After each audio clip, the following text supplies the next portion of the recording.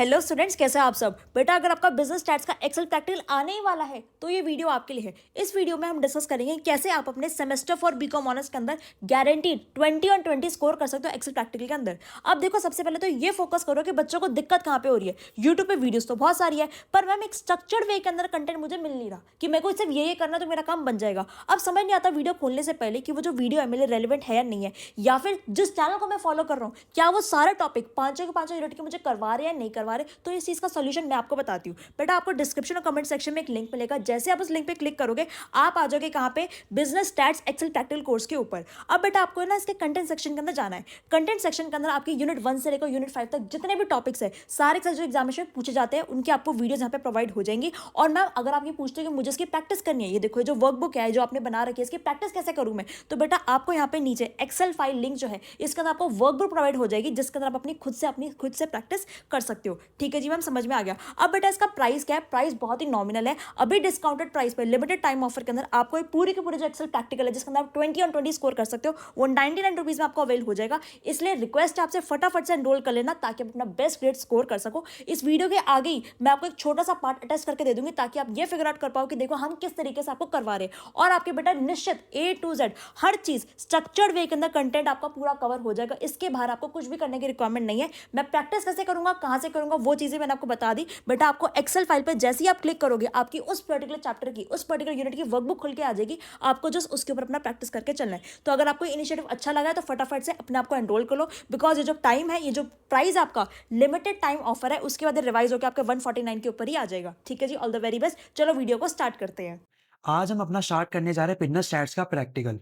इस प्रैक्टिकल के अंदर हम सब चीज़ें समझेंगे कि कैसे हमसे क्वेश्चन पूछा जाता है और हमें उस क्वेश्चन का आंसर कैसे फ्रेम करके देना होता है।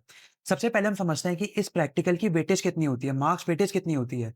हमारा जो बिज़नेस स्टैट्स का प्रैक्टिकल होता है वो 1 क्रेडिट की उसकी वेटेज होती है और 1 क्रेडिट इक्वल्स टू 40 मार्क्स होते हैं। अब 40 मार्क्स की वेरिफिकेशन कैसे-कैसे होती है? 40 मार्क्स की वेरिफिकेशन कुछ इस तरीके से होती है कि 10 marks, 20 marks then 10 marks. 10 marks के अंदर आपका होता है कॉन्टिनेंस असेसमेंट, 20 मार्क्स के अंदर आपका 3 आवर का लैब प्रैक्टिकल होगा एंड 10 मार्क्स के अंदर आपका वाइवा होगा। अब जो कॉन्टिन्यूअस असेसमेंट होता है, इसके अंदर आपके कंप्यूटर की हैंडलिंग देखी जाती है कि कैसे आप अपने कंप्यूटर को हैंडल कर रहे हो। आप शॉर्टकट कीज़ का यूज़ कर रहे हो, नहीं कर रहे, वगैरह चीज़ें देखी जाएगी। 20 मार्क्स के अंदर आपको जो क्वेश्चन दिए होंगे, आपको वो क्वेश्चन को सॉल्व करना है अपनी एक्सेल फाइल्स के ऊपर। एंड देन द लास्ट जो 10 मार्क्स बचे, उसके अंदर आपसे वाइवा पूछा जाता है कि वाइवा के अंदर आपसे कुछ नहीं, बेसिक चीज़ें पूछ लेंगे, इसका फॉर्मूला बताओ, इस टर्म का मीनिंग क्या होता है, इसको सॉल्व करने के कितने-कितने मेथड होते हैं, आपने इसको कैसे सॉल्व करा, उसके स्टेप बताओ वगैरह। वो सब आपका वाइवा के अंदर पूछा जाएगा। हम एक-एक चीज़ के अंदर कवर करके चलेंगे, सारी चीज़ें शॉर्टकट कीज़ में आपको बताऊँगा जो आपकी कंटेंट असेसमेंट में चेक की जाएगी। टीआर के लैब प्रैक्टिकल के अंदर जो क्वेश्चन आपको दिए दिए जाएँगे, वो भी मैं आपको सॉल्व कराऊँगा एंड साथ ही साथ मैं आपको साथ ही साथ वाइवा के क्वेश्चन भी बताता हुआ जाऊँगा। अब आती है आपकी इसका सिलेबस क्या है? हमारा प्रैक्टिकल कौन-कौन से चैप्टर में से पूछा जाएगा, क्या-क्या इसका सिलेबस है? अब आपको पता है आपके पूरे सिलेबस के अंदर टोटल 5 यूनिट्स है। 5 यूनिट कौन-कौन सी? Descriptive stats, probability, correlation regression, time series analysis and index number. ये हमारी 5 यूनिट्स है। इन्हीं यूनिट्स के अंदर से आपका प्रैक्टिकल पूछा जाएगा, कोई ना कोई क्वेश्चन आज इसमें से आपको फ्रेम करके दे देंगे। एक टॉपिक आता है आपका पाइवट टेबल का। ये भी हम अलग से कवर करेंगे, ये आपके सिलेबस से रिलेट नहीं करता, पर ये एक्स्ट्रा टॉपिक होता है जो आपकी नॉलेज पे बेस्ड होता है। इसके ऊपर भी मैं आपको क्वेश्चन करवाऊँगा, तो आपको टॉपिक बहुत आसान लगेगा, आपको बहुत क्लियर हो जाएगा ये भी। ठीक है, इतना मैं यहाँ तक समझ लिया, हमने यहाँ तक समझ लिया कि इसके वेटेज कितनी होती है मार्क्स की और उसका क्या-क्या सिलेबस आएगा। ये सारा इसका सिलेबस लिखा हुआ है। देन हम बात करते हैं कि जो यूनिवर्सिटी की तरफ से गाइडलाइंस हमारे पास यहाँ पे दी गई है। सबसे पहले वहाँ पे क्या गाइडलाइन दे रखी है? 1 compulsory question from descriptive stats with internal choice for 5 marks. एक क्वेश्चन आपके पास कंपल्सरी आएगा डिस्क्रिप्टिव स्टैट्स में से, जो आपको अटेम्प्ट करना ही करना है। उसके बाद आपको इंटरनल चॉइस दे रखी होगी 5 मार्क्स की। एंड देन आगे क्या लिखा हुआ है? Any 3 questions out of 5 question of 5 marks each. जो रिमेनिंग 5 क्वेश्चन्स बचे उसमें से आपको एनी 3 क्वेश्चन कोई भी अटेम्प्ट करने होंगे। तो हमारे यहाँ पे क्लियर हो गया, हमें तो टोटल जो है हमारे पास 4 क्वेश्चन्स होंगे जो 5 मार्क्स ईच के होंगे।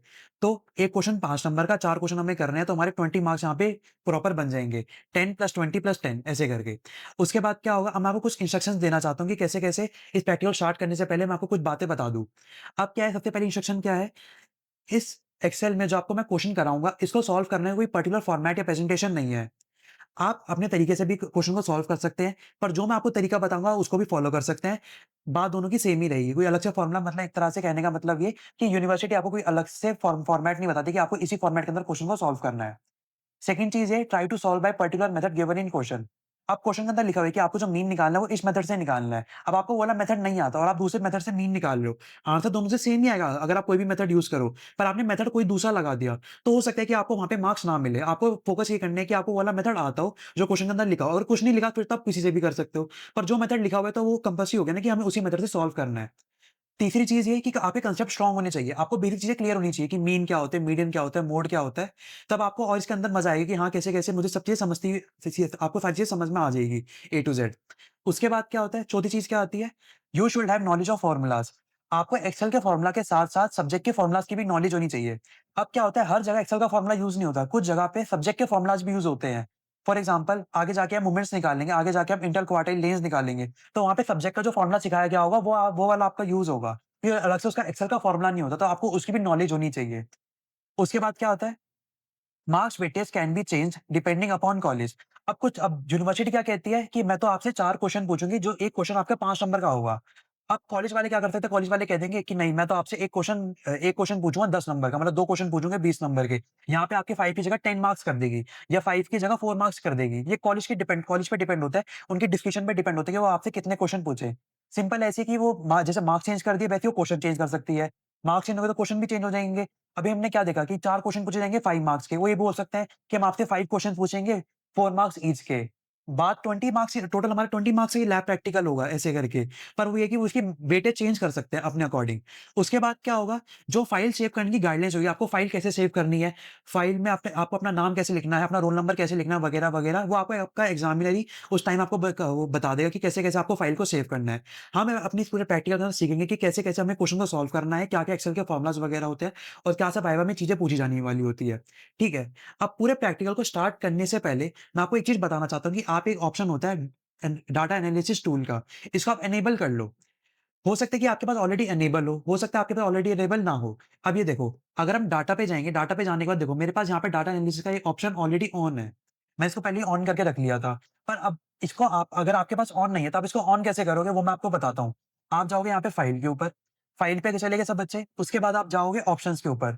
ऑप्शन में चले गए, आपके पास डायलॉग बॉक्स खुल के आ गया। डायलॉग बॉक्स में जाने के बाद आपको जाना है ऐड-इन्स के ऊपर। अभी तक हमने क्या करा? हम गए अपने फाइल के ऊपर, फाइल पे जाने के बाद हम गए ऑप्शंस के ऊपर, ऑप्शंस पे जाने के बाद हम गए अपने ऐड-इन्स के ऊपर। ऐड-इन्स पे जाने के बाद हम गए यहाँ पे गो पे। गो पे क्लिक करने के बाद आपको यहाँ पे टिक करना है एनालिसिस टूल पैक के ऊपर। आपने इसको सिलेक्ट कर लोगे, सिलेक्ट करने के बाद आपको सीधा ओके कर देना है। ओके करने के बाद आपका यहाँ पे डाटा में आपका डाटा एनालिसिस टूल का ऑप्शन यहाँ पे इनेबल हो जाएगा। इसका जो यूज़ होगा मैं आपको नेक्स्ट लेक्चर में बताऊँगा कैसे इसका यूज़ होता है। आपको यहाँ तक की वैसे सारी चीज़ें क्लियर हो जानी चाहिए कि मैंने यहाँ पे आपके साथ आपके प्रैक्टिकल के 40 मार्क्स कैसे वेरिफिकेशन है वो मैंने आपको क्लियर कर दी। साथ ही साथ आपका इस प्रैक्टिकल का क्या-क्या सिलेबस है वो मैंने आपको बता दिया। कुछ जो यूनिवर्सिटी की गाइडलाइंस है वो मैंने आपको बता दी। मेरे को जो अपनी साइड से आपको इंस्ट्रक्शंस देने थे वो भी मैंने आपको बता दिए इसके अंदर। एंड साथ ही साथ जो डाटा एनालिसिस का टूल होता है वो भी मैंने आपको बता दिया कि इसको कैसे ऑन करना है, किसको कैसे इनेबल करना है। आई होप आपको यहाँ तक की कुछ चीज़ें सारी क्लियर होगी। अब हम स्टार्ट करने जा रहे हैं अपनी यूनिट 1 डिस्क्रिप्टिव स्टैट्स की। इसके अंदर हम बहुत ही चीज़ें सीखेंगे। हम सीखेंगे मीन कैसे निकालते हैं, मीडियन कैसे निकालते हैं, मोड, क्वार्टाइल, परसेंटाइल, डेसाइल और भी बहुत सी चीज़ें। सबसे पहले हम स्टार्ट करते हैं अपने डाटा को क्रिएट करना। अब क्या होता है, बहुत सी बार आपको क्वेश्चन कहते हैं, क्वेश्चन आपके पास ऐसे आ जाता है कि generate a table of 10 rows 10 columns of 100 random numbers. अब नंबर्स के ना खुद जनरेट करना है, मुझे ना कोई नंबर तो दे नहीं रखे, मुझे खुद जनरेट करना है, तो मैं जनरेट कैसे करूँगा? तो इसी इसी पे दोबारा आ जाओ। अब मैं जनरेट कैसे करूँगा? जनरेट करने के 2 तरीके होते हैं। एक तो आप फ़ॉर्मूला से कर लो, रैंड बिटवीन के फ़ॉर्मूला से, दूसरा होता है आपका फिल सीरीज़ वाला फ़ॉर्मूला। फिल सीरीज़ से आप जनरेट कर सकते हो। सबसे पहले हम रैंड बिटवीन के फ़ॉर्मूले को यूज़ करके अपने डाटा को जनरेट करेंगे। हम क्या करेंगे? अभी क्या करेगा? इक्वल्स टू रैंड बिटवीन, देखो ये आ गया रैंड बिटवीन। अब मैं क्या अब ये देखो क्या मेरे से पूछ रहा है, बॉटम और टॉप। बॉटम टॉप का मतलब क्या होता है? मुझे जो मेरा डाटा क्रिएट करना है, रैंडम नंबर्स जो मुझे चाहिए, जो मेरे डाटा के अंदर मुझे चाहिए अपने रैंडम नंबर्स, वो कहाँ से लेके कहाँ तक होने चाहिए?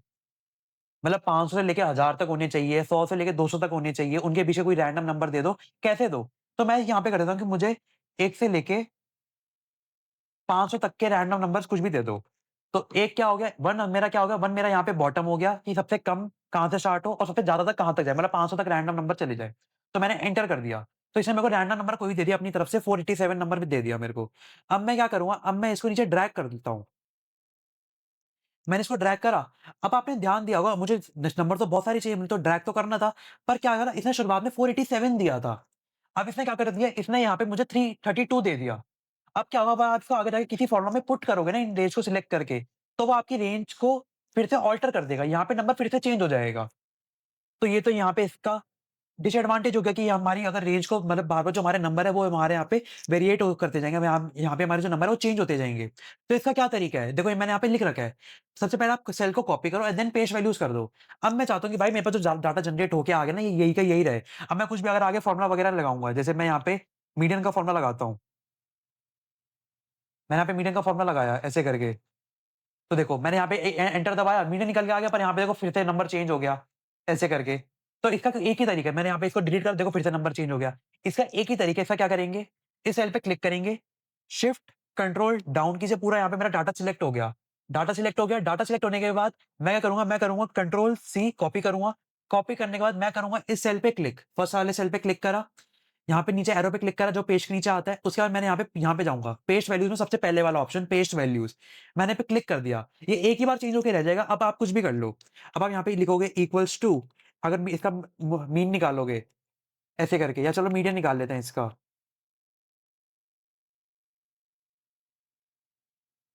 मीडियन निकालते हैं। अब मैं एंटर करूँगा तो ये डाटा चेंज नहीं होगा। देखो डाटा चेंज नहीं हुआ ना, ऐसे करके। तो ये हमारा इसका हम इसको सही कर सकते हैं। हम अपने डाटा को चेंज होने से बचा सकते हैं। हम यहाँ पे अगर आप कभी भी कुछ भी करोगे, अगर एंड बिटवीन आपने लगा दिया, आपका डाटा चेंज होता रहेगा तो उसका कोई फ़ायदा नहीं होगा। आपको सबसे पहले अपने डाटा को यहाँ पे कॉपी करना होगा, देन उसको पेस्ट वैल्यूज़ पे जाके पेस्ट करना होगा, तो आपका डाटा वहाँ पे फिक्स हो जाएगा। आपकी वैल्यू सारी पेस्ट हो जाएगी।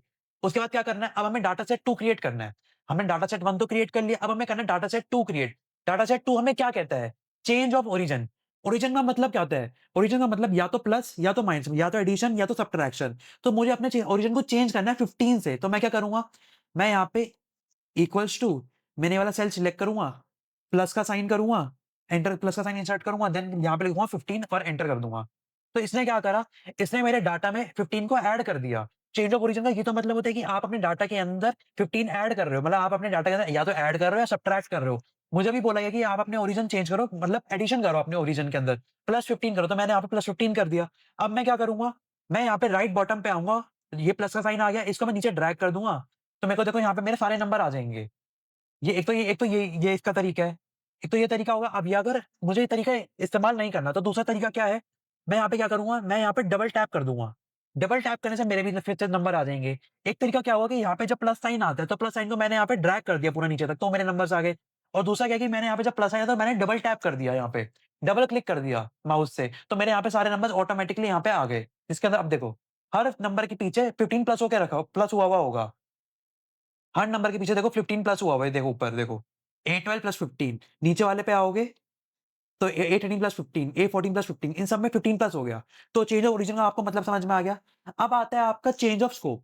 चेंज ऑफ स्कोप का मतलब क्या होता है? चेंज ऑफ स्कोप का मतलब होता है या तो आप अपने डाटा को मल्टीप्लाई कर रहे हो या अपने डाटा को डिवाइड कर रहे हो।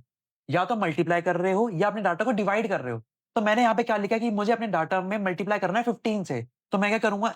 इक्वल्स टू मैंने अपने सेल को सिलेक्ट करा, देन इसको मल्टीप्लाई कर दिया 15 से। इसको एंटर कर दिया। अब मैं क्या करूँगा? अब मेरे पे क्या 2 ऑप्शन है, यहाँ पे मेरा 15 से मल्टीप्लाई तो हो गया मेरा डाटा। अब मेरे पे क्या ऑप्शन है? या तो मैं डबल टैप कर दूँ या मैं इसको ड्रैग कर दूँ। अब मैं यहाँ पे फिर से डबल टैप कर देता हूँ। तो मेरा यहाँ पे डाटा जनरेट होके आ गया अपने आप ही। अब यहाँ पे हमारे तीनों डाटा सेट क्रिएट हो गए। ये आपको समझ में आ गया कि आपको अपने रैंड बिटवीन के फॉर्मूला से डाटा को कैसे जनरेट करना है। अगर आपको क्वेश्चन में ना दे रखा हो कि आपको ये डाटा है, तो आप खुद से कैसे जनरेट करोगे अपना डाटा, जिसका आप मीन, मीडियन, मोड वगैरह निकाल के दिखाओगे। ये आपको समझ में आ गया? ये आपको क्लियर है? साथ ही साथ हम यहाँ पे समझ लेते हैं कि फिल सीरीज़ से कैसे डाटा को क्रिएट करते हैं। देखो, फिल सीरीज़ का देखो मैंने यहाँ पे प्रॉपर स्टेप्स लिखे हुए हैं। फिल सीरीज़ में क्या करना है? सबसे पहले आपको नंबर को सिलेक्ट करना है। मुझे 3 से नंबर को स्टार्ट करना है। ठीक है जी। मैंने आपको नंबर को सिलेक्ट कर लिया। नंबर को सिलेक्ट करने के बाद मुझे क्या करना है? मुझे अपने होम पे जाना है। होम पे जाने के बाद मुझे अपनी गो टू फिल सीरीज़ पे जाना है। फिल सीरीज़ पे गया एंड मुझे सीरीज़ पे क्लिक करना है, ऐसे करके। मैं फिल पे गया, मैं सबसे पहले नंबर को सिलेक्ट करा, देन होम पे गया, देन फिल पे गया, देन सीरीज़ पे क्लिक करा। मैंने कॉलम को सिलेक्ट करा, लीनियर को सिलेक्ट करा, देन स्टेप वैल्यू के अंदर मैंने अपनी वैल्यू डाली एंड स्टॉप वैल्यू में मैंने भी वैल्यू डाली। अब इसको करके देखते हैं। मैंने नंबर को सिलेक्ट कर लिया, देखो मेरा नंबर सिलेक्ट है। अब मैं कहाँ जाऊँगा? सबसे पहले क्या लिखा है? मैंने नंबर सिलेक्ट करा, मैं होम पे जाना है। होम पे मैं हूँ। होम पे जाने के मुझे कहाँ जाना है? मुझे जाना है फिल के ऊपर। फिल पे मैंने क्लिक करा तो मैंने यहाँ पे सीरीज़ पे गया। सीरीज़ पे जाने के बाद मुझे करना है कॉलम को सिलेक्ट। कॉलम को सिलेक्ट करने के बाद कॉलम और रो में फ़र्क क्या हुआ? अब क्या होगा कि मैं रो सिलेक्ट करता हूँ तो ये मेरे को डाटा ऐसे में देता। अब मैंने कॉलम सिलेक्ट किया तो डाटा मेरे में ऐसे में आएगा, कॉलम में आएगा। इतना वो क्लियर हो गया? मैंने कॉलम सिलेक्ट कर लिया। कॉलम सिलेक्ट करने के बाद मुझे अपने जो मेरा टाइप है वो लीनियर सिलेक्ट करूँगा। लीनियर सिलेक्ट करने के बाद स्टेप वैल्यू क्या होगी? एक नंबर से दूसरे नंबर के बीच में गैप कितना होना चाहिए? एक नंबर से दूसरे नंबर के बीच में गैप कितना होना चाहिए? फॉर एग्ज़ाम्पल मैं कहता हूँ कि मेरे एक नंबर से दूसरे नंबर के बीच में 3 का गैप होना चाहिए। 3 का गैप मैंने डाल दिया।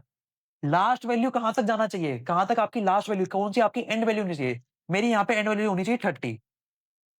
चलो मैंने 30 कर दिया, मैंने इसको ओके कर देता हूँ। तो देखो इसने अपने आप यहाँ पे अपने आप ही यहाँ पे इसने डाटा को जनरेट कर दिया। इसने क्या करा? अभी देखो 6 और 3 के बीच में गैप कितने का है? 3 का गैप है। ये आपको समझ में आ गया? स्टेप वैल्यू के अंदर हम गैप डालते हैं कि कितना गैप होना चाहिए फर्स्ट नंबर से सेकंड नंबर के बीच में, सेकंड नंबर से थर्ड नंबर के बीच में ऐसे। ये तो आपका गैप हो गया।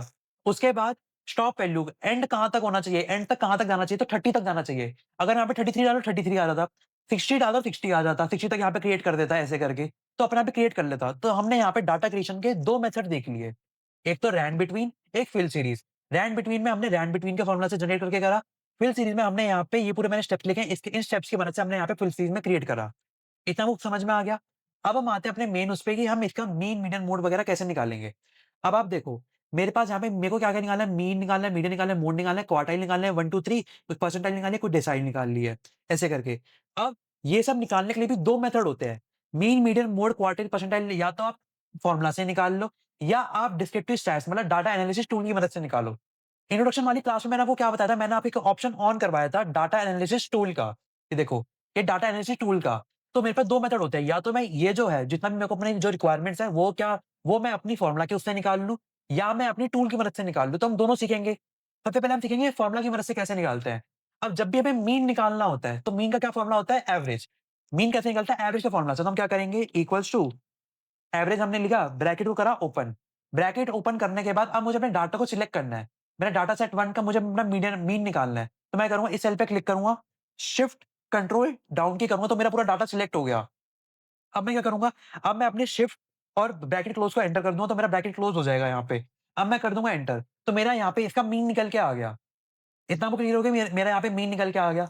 अब मुझे डाटा सेट 2 और डाटा सेट 3 का भी मीन चाहिए, तो मैं क्या करूँगा, मैं यहाँ पे सेल पे आया, मैंने सेल पे यहाँ पे राइट बॉटम पे आया, यहाँ पे प्लस का साइन आ गया। अब मैं प्लस के साइन को आगे ड्रैग कर दूँगा। मैं यहाँ पे ड्रैग कर दूँगा, तो इसने क्या करा, इसने मेरे यहाँ पे जो आगे डाटा सेट 2 और डाटा सेट 3 का भी मेरे को यहाँ पे मीन निकाल के दे दिया। इतना आपको क्लियर हो गया? मीन मैंने कैसे निकाला? एवरेज के फॉर्मूला से मैंने यहाँ पे अपना मीन निकाला। अब मैं निकालूँगा मीडियन। मीडियन कैसे निकलेगा? मीडियन निकलेगा अब हमारे मीडियन के फॉर्मूला से। तो equals to median bracket open करने के बाद मैं क्या करूँगा, अपने डाटा को सिलेक्ट करूँगा। मैंने पहला सेल सिलेक्ट करा, shift control down key, bracket को करा close, bracket close, then enter.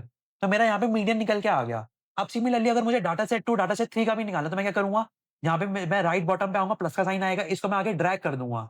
Drag मैंने करा, जैसे ही मैं छोड़ूँगा तो यहाँ पे आगे अभी मीडियन निकल के आ जाएगा। क्लियर? अब हम निकालेंगे अपना मोड। मोड कैसे निकालेंगे? मोड का हमारे पास यहाँ पे फॉर्मूला है मोड, ठीक है? तो equals to mode bracket open, bracket मैं ओपन कर दिया। ब्रैकेट ओपन करने के बाद अपने डाटा को फिर से सिलेक्ट करूँगा। तो पहले सेल पे गया, शिफ्ट कंट्रोल डाउन की, देन शिफ्ट और ब्रैकेट को क्लोज़ कर दिया शिफ्ट क्लिक करके, देन एंटर कर दिया। तो देखो, यहाँ पे मेरा एनए आ गया। तो इसके अंदर से कोई भी नंबर ऐसे नहीं जो बार-बार रिपीट हो रहा है, ऐसे करके। ठीक है? तो अब मैं यहाँ पे क्या करूँगा, यहाँ पे मैं दूसरा फ़ॉर्मूला लगा दूँगा। हमारे पास दूसरे फ़ॉर्मूला भी होते हैं। ठी हमारे पास क्या होता है, हमारे पास यहाँ पे दूसरे फ़ॉर्मूला भी होते हैं। तो मैं क्या करूँगा, मैं यहाँ पे इसको हटा देता हूँ। मैं यहाँ पे क्या करूँगा, मोड मोड यहाँ पे देखो हमारे पास 2 फ़ॉर्मूला है या mode MULT and mode dot SNGL मतलब मोड मल्टी या मोड सिंगल। तो मैं दोनों में से कोई भी फ़ॉर्मूला लगा सकता हूँ। तो देखो मोड MULT मैंने फिर से डाटा को सिलेक्ट करा,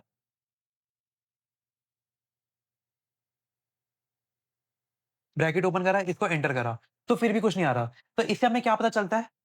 इससे हमें ये पता चलता है कि हमारे डाटा के अंदर कोई भी ऐसी कोई नंबर नहीं है जो जो हाईएस्ट टाइम्स रिपीट हो रही हो। मोड का मतलब ही क्या होता है?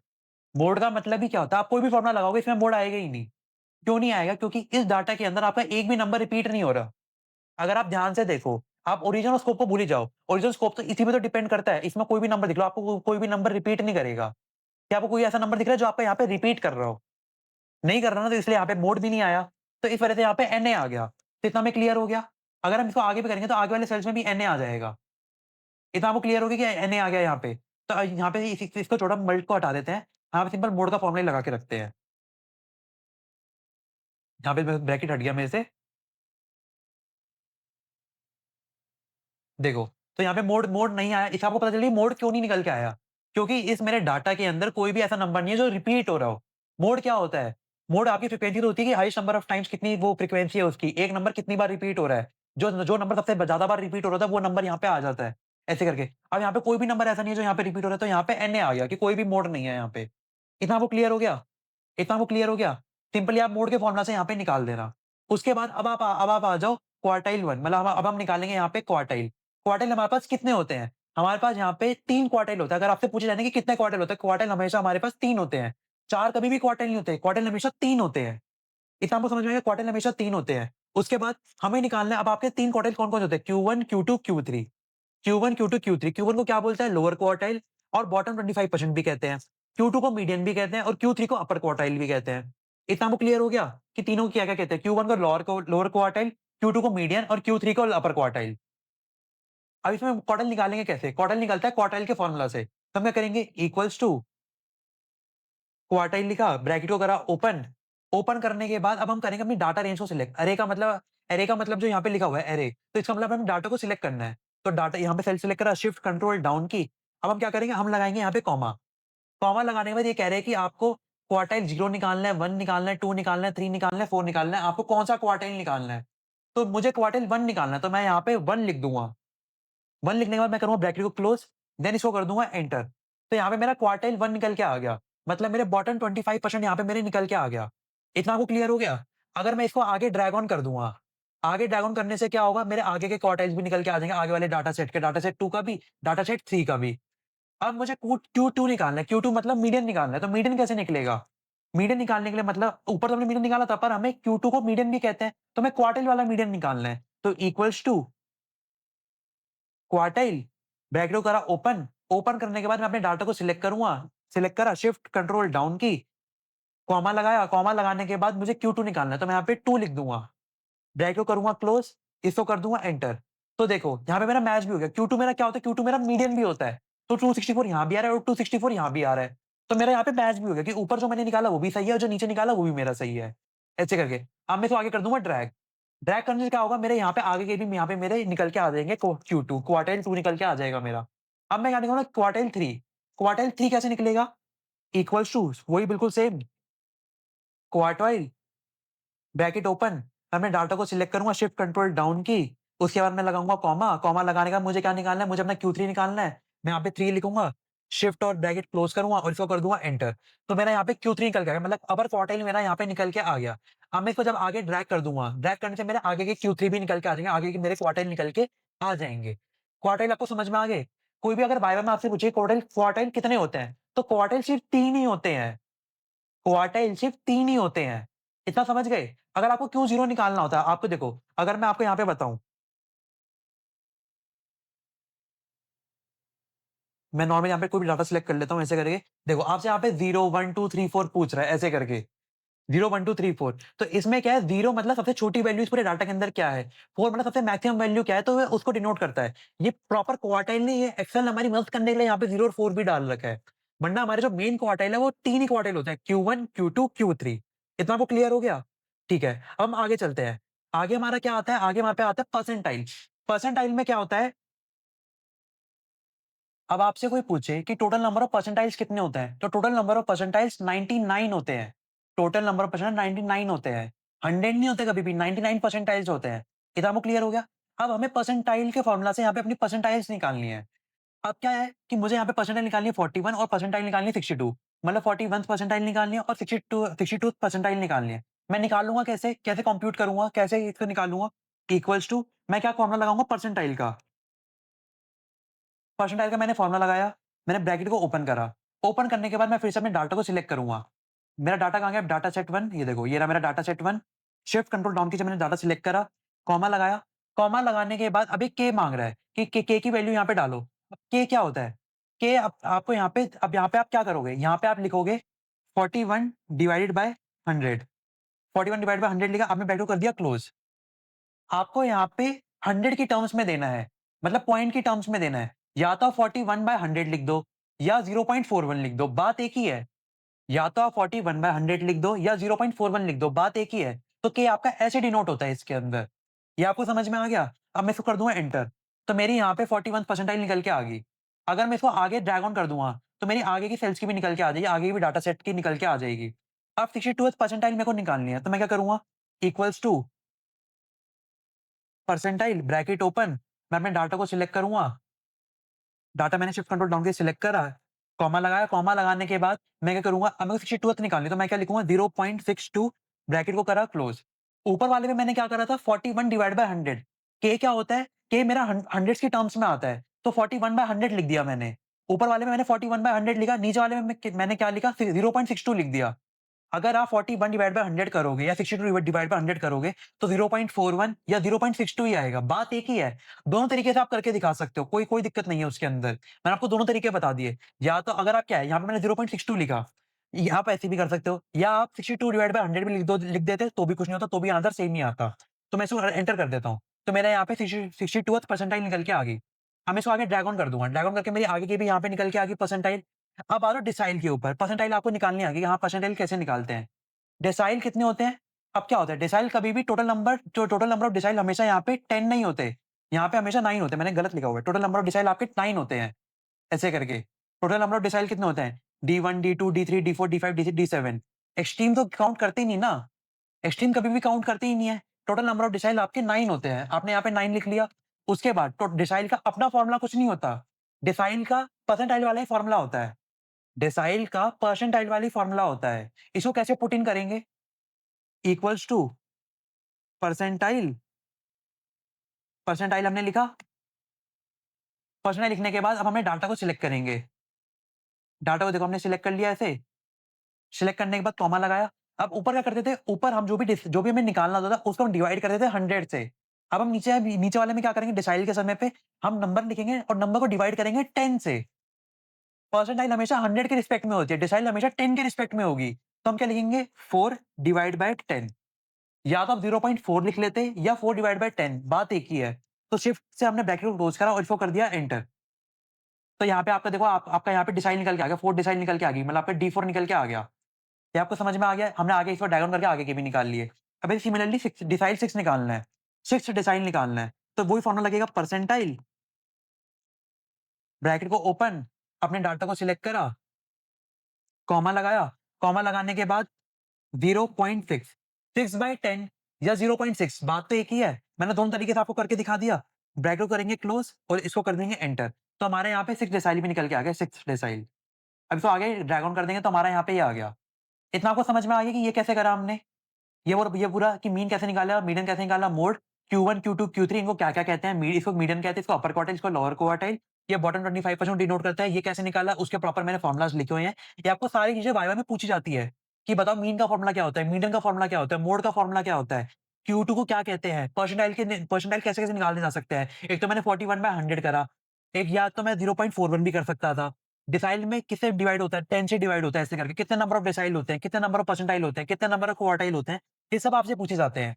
अब एक चीज़ आती है कि अगर आपको क्वेश्चन में दे रखा हो कि एब्सोल्यूट डेविएशन निकालो। एब्सोल्यूट डेविएशन का मतलब क्या होता है कि इसका मतलब क्या होता है? ईच नंबर का, ये जितने भी नंबर है, इनका मीन से डेविएशन कितना है पॉजिटिव सेंस के अंदर।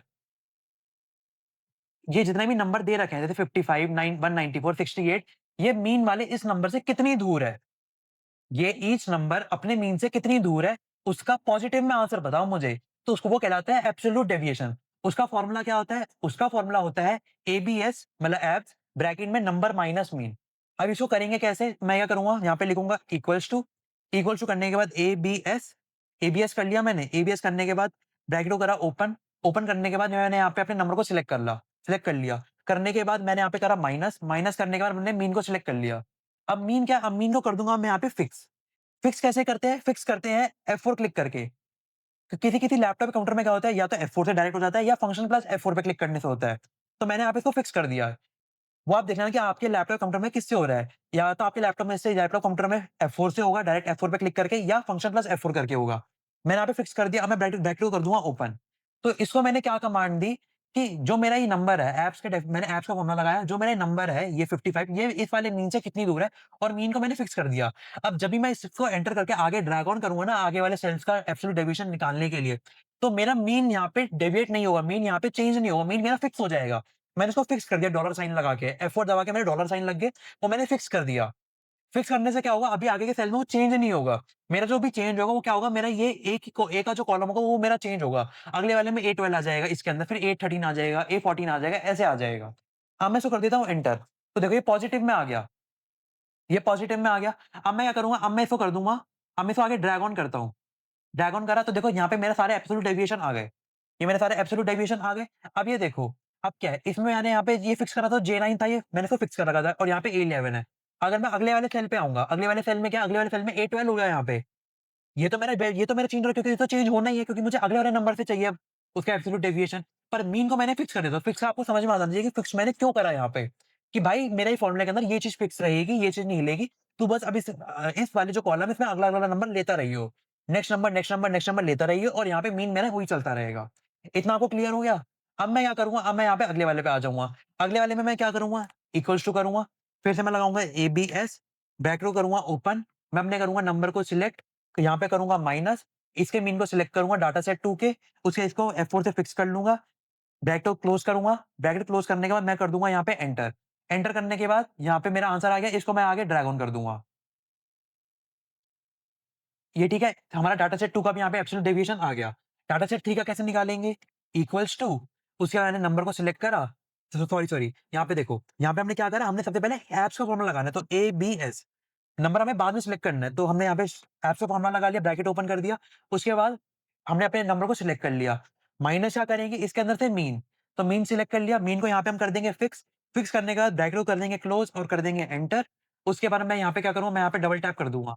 तो डबल देखो डबल टैप से आ नहीं रहा, तो मैं क्या करूँगा, यहाँ पे मेरे पे एक और ऑप्शन था, यहाँ पे मैं इसको कर दूँगा आगे ड्रैग, तो ड्रैग करने से मेरे यहाँ पे सारे आ गए। इतना आपको क्लियर हो गया? इतना आपको क्लियर हो गया कि ये मैंने कैसे करा? इतना आपको क्लियर हो जाना चाहिए। ठीक है? ये आपको क्लियर हो गया प्रॉपर? हाँ, यहाँ पे हमने क्या करा? यहाँ मेरे समझ में आ गया कि एब्सोल्यूट डेविएशन हमने क्या कैसे निकाला? एब्स के फॉर्मूला से हमने यहाँ पे डेविएशन निकाले अपने। ठीक है? इतना आपको समझ में आ गया? चलो, अब आगे चलते हैं। अभी तक हमने क्या सीखा कि हमने अपने डाटा को कैसे जनरेट करना है रैंड बिटवीन के फॉर्मूला से और फिल सीरीज के उससे। उसके बाद हमने फॉर्मूला के थ्रू कैसे-कैसे अपने एब्सोल्यूट डेविएशन निकालना है, मीन, मीडियन, मोड, क्वार्टाइल कैसे निकालना है, पर्सेंटाइल कैसे निकालना है और डेसाइल कैसे निकालना है। अब हमारा लास्ट मेथड आता है इसके अंदर डिस्क्रिप्टिव स्टैट्स का, जिसमें डाटा एनालिसिस टूल की मदद से हम अपना यहाँ पे जो भी है मीन, मीडियन, मोड वगैरह निकालेंगे। अब इसको करते कैसे हैं? सबसे पहले ये देखो मैंने स्टेप्स तो लिखे हुए हैं। अभी आप स्टेप पे ध्यान मत दो, मैं आपको सीधा बता देता हूँ। यहाँ पे क्या करना है, आप डाटा पे जाओगे, डाटा पे जाने के बाद आप अपने जाओगे डाटा एनालिसिस के ऊपर। डाटा एनालिसिस में जाने के बाद आप यहाँ पे डिस्क्रिप्टिव चैट्स को देखो, यहाँ पे ऑप्शन आ रहा है, इस पर क्लिक करा, क्लिक करने के बाद आप यहाँ पे करोगे ओके। आपका एक डायलॉग बॉक्स आ गया। डायलॉग बॉक्स आने के बाद आप इनपुट रेंज, मतलब आपको किस चीज़ का, मतलब किस डाटा का आपको यहाँ पे उसका डिस्क्रिप्टिव चैट्स का एनालिसिस चाहिए, उसका पूरा एनालिसिस चाहिए। तो मुझे मुझे डाटा सेट 1 का चाहिए। तो मैं क्या करूँगा, मैं अपने डाटा सेट 1 को सिलेक्ट कर लूँगा। तो ये मेरा डाटा सेट 1 हो गया। ये मैंने पूरे डाटा सेट 1 अपना सिलेक्ट कर लिया। सिलेक्ट करने के बाद मुझे क्या चाहिए, मुझे जो मेरा जो एनालिसिस करके दे, वो मेरा कॉलम के अंदर एनालिसिस होना चाहिए कि मीन, यहाँ पे मीन लिखा हो तो यहाँ पे मीन आ जाए, फिर मीन मीडियन हो तो मीडियन ऐसे आ जाए, ऐसे करके। मतलब कॉलम के अंदर वो ऐसे वेरिफिकेशन होती है, कॉलम के अंदर मेरा एनालिसिस बन के आए। तो मैंने कॉलम को यहाँ पे सिलेक्ट कर लूँगा। उसके बाद अगर ध्यान दो, मेरी यहाँ पे जो फर्स्ट रो है, अगर मैं इस डाटा को दिखाऊँ, जो मेरी A10 से चल रही है A30 तक। A10 क्या है मेरा, ये है मेरा A10। A10 जो क्या है, A10 में जो पहली रो है मेरी, वहाँ पे मेरा यहाँ पे लेबल चल रहा है। तो मैं क्या करूँगा, लेबल इन फर्स्ट को टिक कर लूँगा। लेबर इन फर्स्टों को मैंने टिक कर लिया। टिक करने के बाद मैं क्या करूँगा, अब मुझे न्यू वर्कशीट में अपना वो चाहिए, इसका जो एनालिसिस है, या मेरे को इसी वर्कशीट के अंदर चाहिए। तो मुझे इसी वर्कशीट के अंदर चाहिए, तो मैं क्या करूँगा, आउटपुट रेंज सिलेक्ट करके, यहाँ पे सिलेक्ट करके, यहाँ पे मैं ये वाली मेरे को आउटपुट रेंज चाहिए। मुझे इस सेल के अंदर मेरा सारा डाटा निकाल के देना, जो भी एनालिसिस है। फिर मैं क्या करूँगा, मैं इन ऑप्शन को टिक कर लूँगा, समरी चैट्स को ऑन कर लूँगा, केएस लार्जेस्ट को ऑन कर लूँगा और केएस स्मॉलेस्ट को ऑन कर लूँगा। इतना आपको समझ में आ गया? सबसे पहले हम डाटा पे गए। देखो, यहाँ पे हम डाटा पे गए। डाटा पे जाने के बाद हमने डाटा एनालिसिस टूल पे गए। इस टूल पे जाने के बाद हमने डिस्क्रिप्टिव चैट्स को क्लिक करा था, ओके करा। ओके करने के बाद इनपुट रेंज में हमने अपने डाटा को सिलेक्ट कर लिया। उसकी जो फर्स्ट रो में अगर हमारा जो है, हमारी अगर डाटा की फर्स्ट रो के अंदर कोई लेबल है, कुछ लिखा हुआ है, तो लेबल इन फर्स्ट रो को मैं टिक कर लूँगा। मेरा डाटा कैसे ग्रुप हो, मेरा कॉलम के थ्रू ग्रुप हो, ऐसे करके। मेरे डाटा की रेंज क्या हो, तो मैंने रेंज को यहाँ पे सिलेक्ट करके मैंने ये वाला सेल सिलेक्ट कर लिया कि इस सेल के अंदर मेरे को जो मेरा डाटा निकाल के देना। उसके बाद समरी चैट्स को मैंने ऑन कर लिया, केएस लार्जेस्ट को ऑन कर लिया, केएस स्मॉलेस्ट को ऑन कर लिया। अब मैं क्या करूँगा, मैं ओके कर दूँगा। ओके कर दिया, अब देखो, अब इसने क्या मेरे को सब कुछ निकाल के दे दिया कि मीन क्या है, मीन इसका 248.6 है, देखो, ऊपर भी 248.6 आ रहा था। उसके बाद देखो मीडियन क्या है, 264 है, मोड क्या है, मोड कुछ भी नहीं है, तो मोड यहाँ पे एन है। मीडियन क्या है, मीडियन है 264, देखो, ये मीडियन 264, यहाँ पे आपकी एक-एक चीज़ मैच हो जाएगी। इसने आपको सम भी बता दिया, मिनिमम मिनिमम को कौन-सा नंबर चल रहा है वो बता दिया, मैक्सिमम नंबर कौन सा चल रहा है वो बता दिया, लार्जेस्ट नंबर वही कि लार्जेस्ट नंबर कौन-सा है, स्मॉलेस्ट नंबर कौन-सा है, ऐसे करके काउंट बता दी कितने टोटल ऑफ नंबर हैं ये। ठीक है, ये सब बता दिया। ऐसे हम डाटा सेट 2 का भी बनाएँगे, डाटा सेट 3 का भी बनाएँगे। तो आ जाओ। हम क्या करेंगे फिर से आप दोबारा-दोबारा बताओ कि डाटा पे गए, डाटा पे जाने के बाद डाटा एनालिसिस टूल पे गए, डिस्क्रिप्टिव चार्ट्स को सिलेक्ट करा, ओके करा, ओके करने के बाद इसको मैंने जो यहाँ पे पहले डाला था इसको हटा दिया। हटाने के बाद मैंने इसको यहाँ पे सिलेक्ट कर लिया अपने पूरे डाटा को। डाटा सिलेक्ट करने का कॉलम में चाहिए, लेबलिंग मेरा फर्स्ट रो है, आउटपुट रेंज मेरी ये वाली नहीं है। आउटपुट आउटपुट रेंज मैं ये वाली सिलेक्ट करूँगा अब। मैंने ये वाली सिलेक्ट कर ली, उसके बाद समरी चार्ट्स को ऑन करना है, केएस लार्जेस्ट को ऑन करना है, केएस स्मॉलेस्ट को ऑन करना है। उसके बाद मैं ओके कर दूँगा तो मेरा मेरा देखो अगले का भी आ गया, डाटा सेट 2 का भी आ गया। 263.6, 263.6 मेरा सारा डाटा मैच होगा। उसके बाद मैं क्या करूँगा, मुझे डाटा सेट 3 का भी बनाना है। डाटा सेट 3 का कैसे करूँगा? यहाँ पे मैं क्या करूँगा, मैं फिर से अपने डाटा पे जाऊँगा, डाटा पे जाने का डायरेक्टली एनालिसिस टूल पे जाऊँगा। डिस्क्रिप्टिव चैट्स को मैं करके क्लिक करके ओके कर दूँगा। इनपुट रेंज के अंदर मैं अपने डाटा को डालूँगा। डाटा को मैंने सिलेक्ट कर लिया।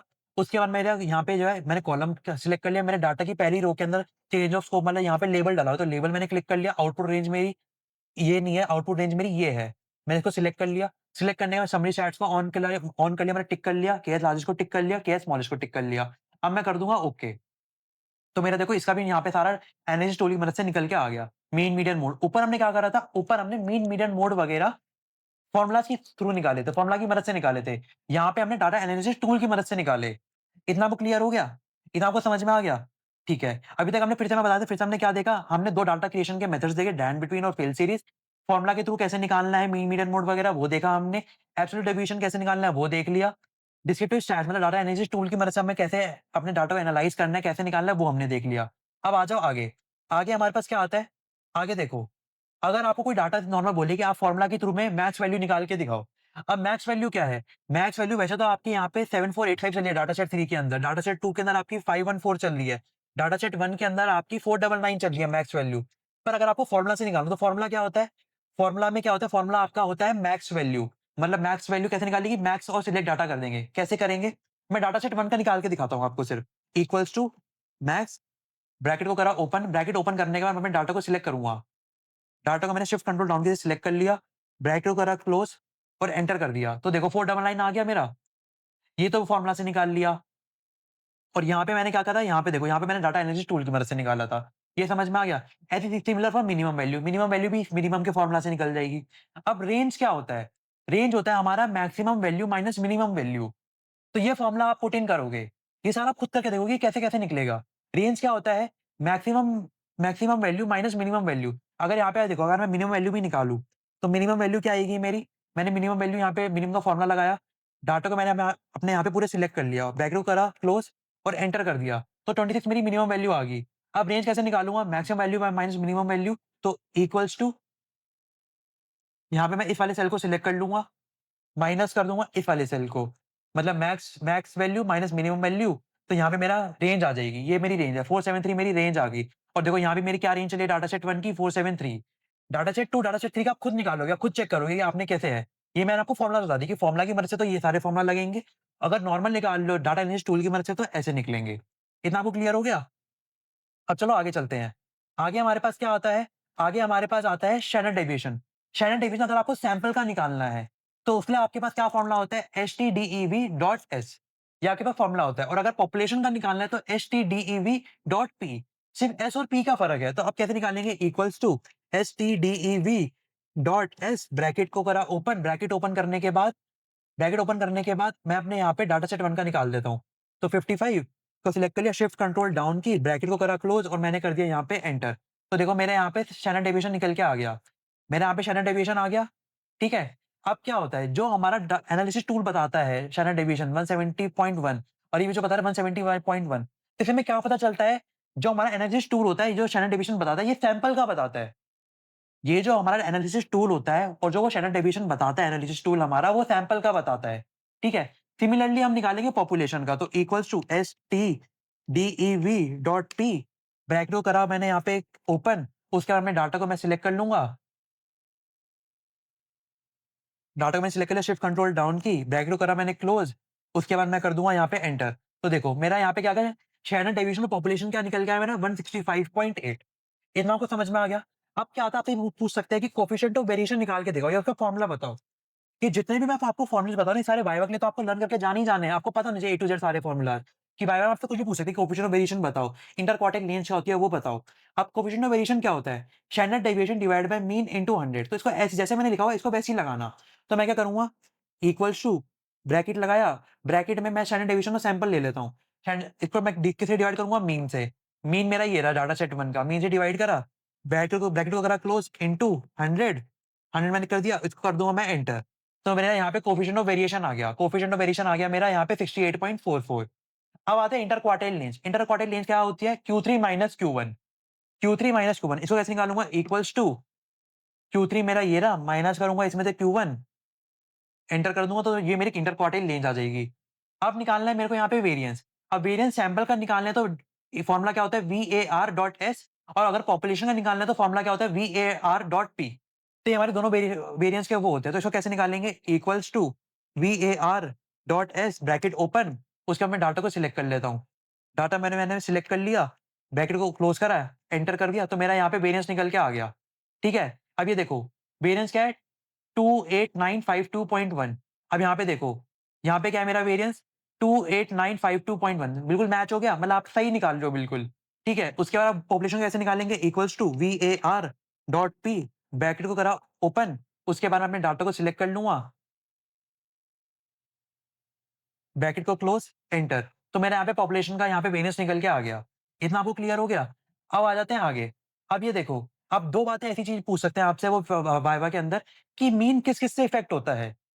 मीन किस-किस से इफेक्ट होता है? मीन होता है चेंज ऑफ ओरिजिन से भी इफेक्ट होता है और मीन चेंज ऑफ स्केल से भी इफेक्ट होता है। कैसे? ये देखो, जब तक मेरा नॉर्मल डाटा था तो मेरा मीन आ रहा था 248.6। जब मैंने चेंज ऑफ ओरिजिन करा तो मेरा मीन यहाँ पे चेंज हो गया। जब मैंने चेंज ऑफ स्कोप करा तो तब भी मेरा मीन यहाँ पे चेंज हो गया। ये समझ में आया आपको? अब आ जाओ, जब यहाँ पे मैंने क्या लिखा है? मीन किससे इफेक्ट होता है? मीन चेंज ऑफ ओरिजिन से भी इफेक्ट होता है और चेंज ऑफ स्केल से भी इफेक्ट होता है। पर जो स्टैंडर्ड डेविएशन होता है वो आपका सिर्फ चेंज ऑफ स्केल से इफेक्ट होता है, ओरिजिन से इफेक्ट नहीं होता। अब इसका एग्जांपल कैसे? ही देखो, डाटा सेट 1 का मेरा स्टैंडर्ड डेविएशन क्या आ रहा था? डाटा सेट 1 का मेरा स्टैंडर्ड डेविएशन 170.1 आ रहा था। जब हमारा और डाटा सेट 2 जिसमें हमने ओरिजिन चेंज करा, तो बिल्कुल स्टैंडर्ड डेविएशन है वो भी सेम आ रहा था। तो मतलब जो स्टैंडर्ड डेविएशन है, वो चेंज ऑफ ओरिजिन से इफेक्ट नहीं होता, वो चेंज ऑफ स्केल से इफेक्ट होता है। अब स्केल का देखना, चेंज ऑफ स्केल करा था तो उसमें जो हमारा स्टैंडर्ड डेविएशन है वो बदल गया। इतना आपको क्लियर हो गया?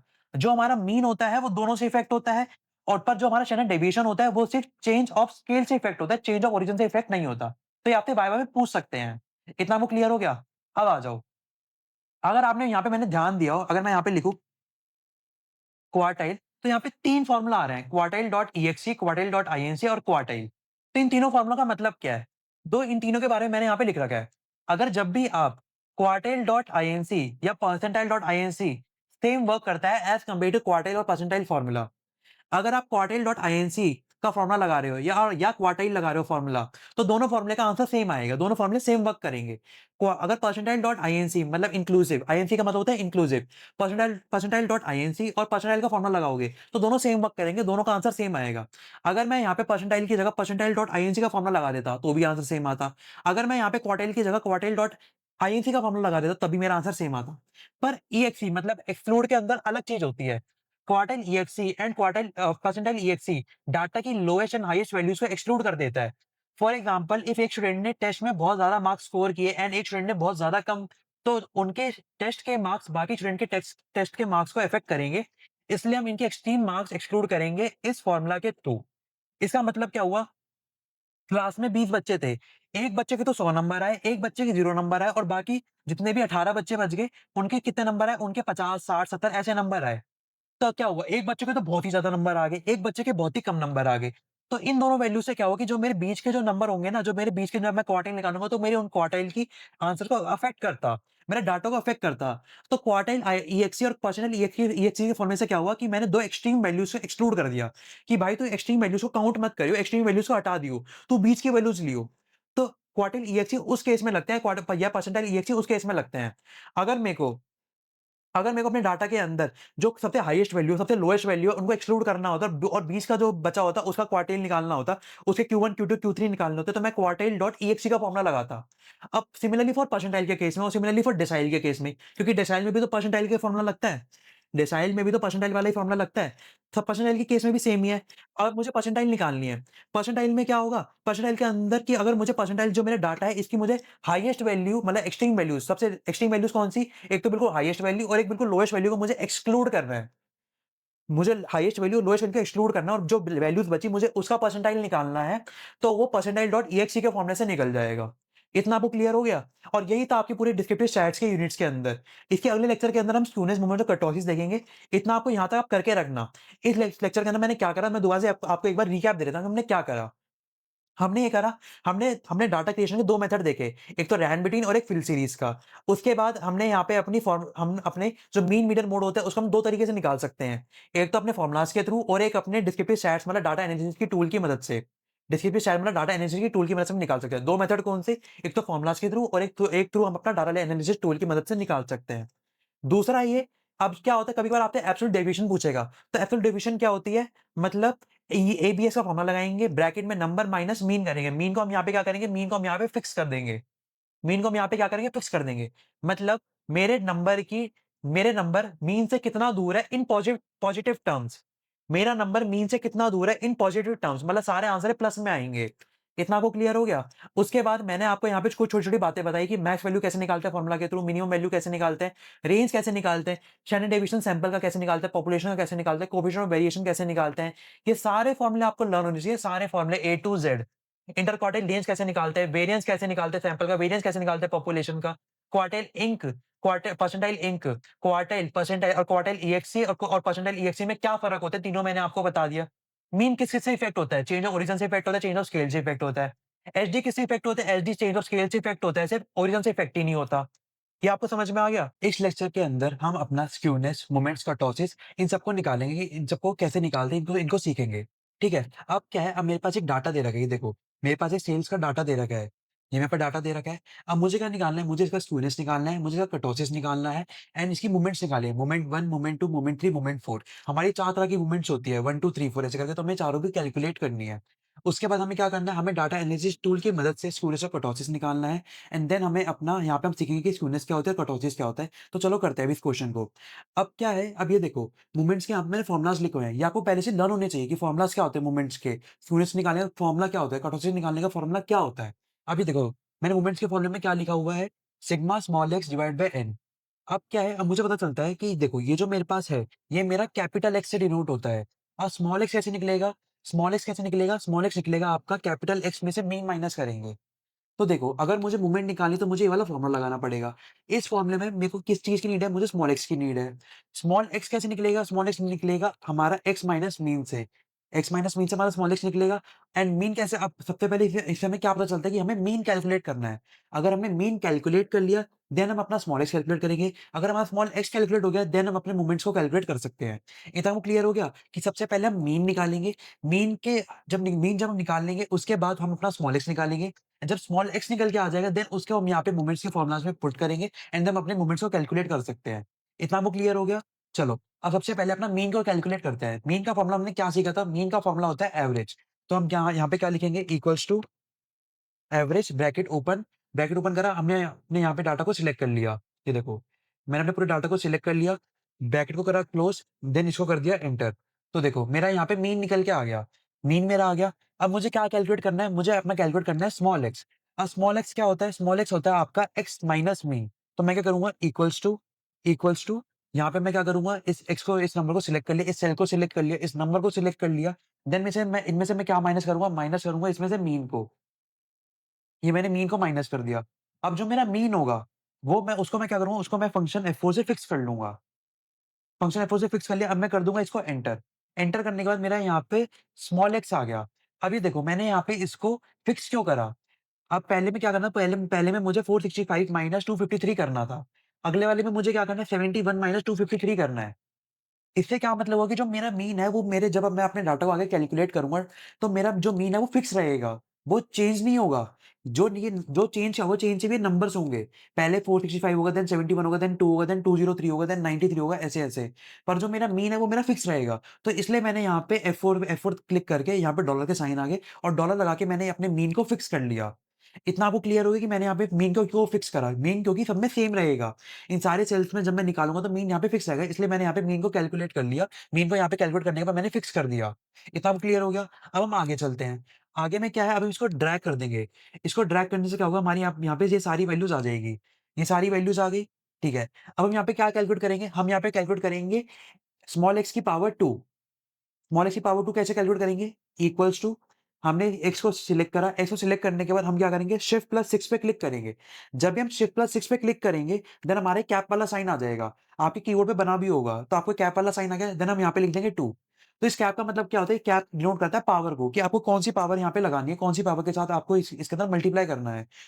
तो मैंने इसको एंटर कर दूंगा। एंटर करने के बाद मेरा यहाँ पे इसका यहाँ पे मेरा स्क्वायर निकल के आ गया। स्क्वायर निकल के आ गया, अब मैं इसको आगे ड्रैग ऑन कर दूंगा।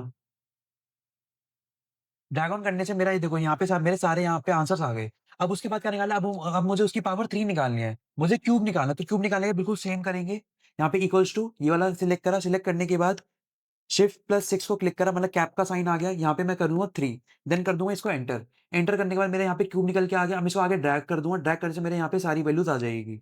मेरी सारी वैल्यूज़ आ गई।